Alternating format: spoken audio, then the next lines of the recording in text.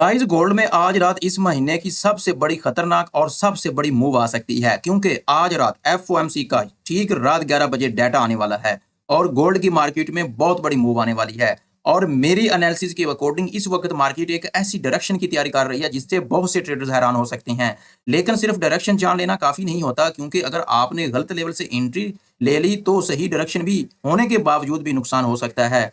और आज की इस वीडियो में मैं फर्स्ट ऑफ ऑल तो आपको थोड़ा सा ये रिव्यू करवाऊंगा, थ्योरी की सूरत में बताऊंगा कि ये एफओएमसी क्या होता है, फेडरल फंड्स रेट क्या होते हैं, एफओएमसी स्टेटमेंट क्या होती है और प्रेस कॉन्फ्रेंस में क्या क्या चीजें बोली जाती हैं और मार्केट की डायरेक्शन क्या होती है। और आज की इस वीडियो में मैं आगे चलकर आपको ये भी बताऊंगा कि मेरे ओपिनियन, जो कि मेरा पर्सनल ओपिनियन होगा, मार्केट एफओएमसी का जब डाटा आएगा तो मार्केट ऊपर वाली साइड पे मूव करेगी या डाउन साइड पे मूव करेगी। अस्सलाम वालेकुम ट्रेडर्स, मेरा नाम है साजिद अशरफ और आप देख रहे हैं सरहान फॉरेक्स। आज की वीडियो में हम डिटेल्स के साथ एफओएमसी को का जो फंडामेंटल डाटा है उसको मर्ज करेंगे टेक्निकल एनालिसिस के साथ और देखेंगे कि कौन से इंपॉर्टेंट लेवल्स हैं जहां से हम गोल्ड को बाय कर सकते हैं या सेल कर सकते हैं और अच्छा खासा जो है वो हम आज न्यूज टाइम के दौरान जो है वो हम प्रॉफिट गेन कर सकते हैं। तो इसलिए आज की वीडियो बहुत इंपॉर्टेंट होने वाली है, इसको आपने स्किप नहीं करना। अगर आप चैनल पर नहीं है तो सब्सक्राइब करें और बेल आइकन को भी प्रेस करके रखें ताकि आने वाली तमाम वीडियो आपको आसानी से मिलती रहें। इसके अलावा अगर फॉरेक्स के according personal guidance, gold daily updates, gold daily analysis या मजीद जो भी फॉरेक्स के अकॉर्डिंग चीजें होती हैं वो अगर आप डेली बेसिस पे लेना चाहते हैं तो वीडियो डिस्क्रिप्शन में व्हाट्सएप लिंक है, उसको जरूर ज्वाइन करें। तो फर्स्ट ऑफ ऑल तो हम देखते हैं कि एफओएमसी क्या होता है। एफओएमसी फेडरल ओपन मार्केट की कमेटी होती है। ये अमेरिका की मरकजी बैंक फेडरल रिजर्व की वो कमेटी है जो इंटरेस्ट रेट और मॉनेटरी पॉलिसी का इंपॉर्टेंट फैसला करती है। इसका इसका जो इस कमेटी का जो मेन मकसद होता है, एक तो इन्फ्लेशन को काबू में रखना होता है और एम्प्लॉयमेंट को बेहतर बनाना होता है और अमेरिकी माशत को मुस्तहकम करना होता है। इसीलिए एफओएमसी का जो फैसला होता है अमेरिकी डॉलर को भी मुतासर करता है और गोल्ड की पूरी फाइनेंशियल मार्केट भी इससे मुतासर होती है। अब हम देख लेते हैं कि ये जो एफओएमसी, इसको तो हमने देख लिया। अब हम देख लेते हैं कि ये जो फेडरल फंड्स रेट है ना, ये क्या होती हैं। फेडरल फंड्स रेट ये वो फैसला है जिसका पूरी दुनिया इंतजार करती है। अगर फेडरल इंटरेस्ट रेट सख्त अंदाज में बरकरार रखे या मुस्तकबिल में मजीद सख्ती का इशारा दे तो आम तौर पर डॉलर मजबूत होता है और गोल्ड दबाव में आ सकता है। और अगर इसके बरक्स फेड का जो रवैया और जो बिहेव होता है वो अगर नरमी का वो अख्तियार करे या मुस्तकबिल में रेट कम करने के इशारे देना तो डॉलर कमजोर होता है और गोल्ड ऊपर वाली साइड पे मूवमेंट करता है। लेकिन याद रखें, सिर्फ रेट देकर फॉरेन ट्रेड लेना अक्सर महंगा भी साबित होता है।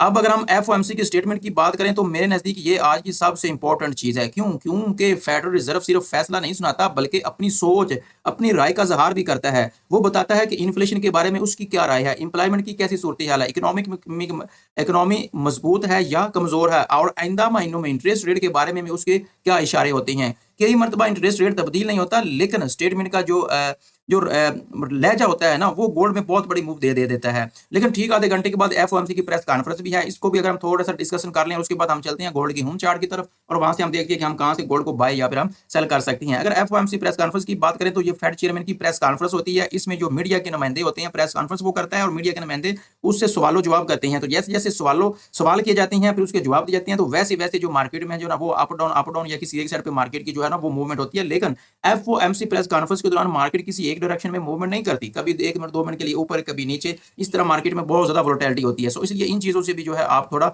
अवेयरनेस रहा करें।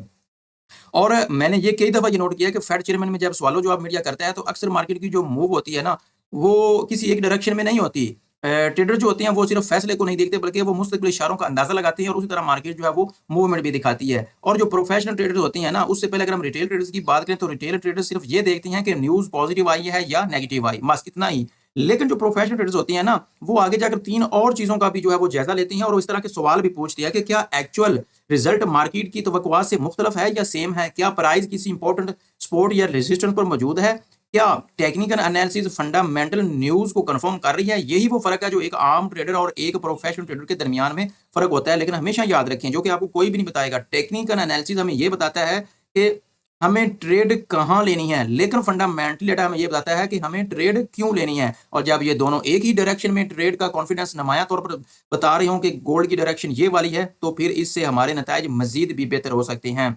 अब हम चलते हैं गोल्ड के होम चार्ट की तरफ और फंडामेंटली और टेक्निकली मार्केट को हम देखते हैं। फर्स्ट ऑफ ऑल तो हम मार्केट को टेक्निकली देखते हैं। मार्केट को अगर टेक्निकली एनालिसिस करें तो ये वाला एक मार्केट का मेजर इंपॉर्टेंट जोन है जो कि 3960 का एरिया है और ये गोल्ड की मार्केट मैंने इसलिए ड्रॉ किया है कि मल्टी टाइम इसको रिस्पेक्ट कर चुकी है। अगर हम एक इस मेजर रेजिस्टेंस एरिया की बात करें तो ये एक गोल्ड की मार्केट का मेजर रेजिस्टेंस एरिया है और गोल्ड की मार्केट ने इस रेजिस्टेंस जोन को भी मल्टी टाइम रिस्पेक्ट किया है। अगर हम गोल्ड की डायरेक्शन को मजीद थोड़ा सा विजिबल करें तो देखिए गोल्ड जो है इसी जोन के अंदर ही वर्क कर रहा है, यानी कि ऊपर से रेजिस्टेंस ले रहा है, नीचे से सपोर्ट ले रहा है। ये देखिए, अगर नीचे से फिर उसने सपोर्ट लिया, अप साइड पे मूवमेंट दिखा से यहाँ से फिर उसने रेजिस्टेंस लेके अभी डाउन साइड पे मूवमेंट कर रहा है। ये था गोल्ड का अभी का मूवमेंट है। अगर हम प्रीवियस जो कि लास्ट टाइम पीपीआई का जो डाटा आया था, तो मैंने आपको ये पर्सनल ओपिनियन दिया था कि गोल्ड अप साइड पे जाएगा, और न्यूज किससे पहले ही मैंने ये चीजें आपसे प्रोवाइड की थी। तो गोल्ड की मार्केट ने अप साइड पे मूवमेंट ही किया था और बाय साइड पे गई थी, और मैंने आपसे इंपॉर्टेंट लेवल्स भी शेयर किया था कि यहाँ से आपको रिजेक्शन मिले तो आपने सेल करना है, और मार्केट ने अपना बिहेव बिल्कुल दिखाया। अगर आपने वो मेरी वीडियो वॉच की है, अगर आपने उसको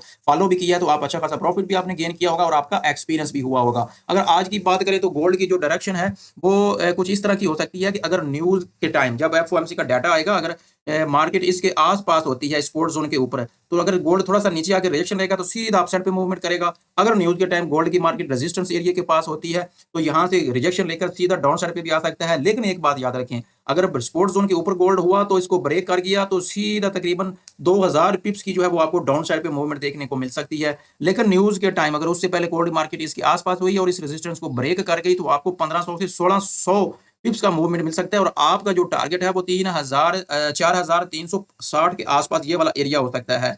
ओवरऑल अगर मैं आपको अपना पर्सनल ओपिनियन बताऊं, आज एफओएमसी का डाटा आने वाला है। आप अवेयरनेस हो के रिस्क मैनेजमेंट का ख्याल करते हुए ट्रेड कीजिएगा, और टेक्निकली और फंडामेंटली को मर्ज करने के बाद ट्रेड कीजिएगा। लेकिन ओवरऑल अगर आपने ये देखना है कि गोल्ड ऊपर जाएगा या नीचे, तो मैं कहूंगा कि अगर मार्केट इस सपोर्ट जोन के ऊपर हुई या इसके आसपास हुई, तो गोल्ड जो है वो आज के दिन एफओएमसी का जब डाटा आएगा तो ये अपसाइड पे मूवमेंट करेगा। आप भी अपना एनालिसिस करने के बाद मुझे कमेंट बॉक्स में बताइएगा कि गोल्ड ऊपर जाएगा या नीचे।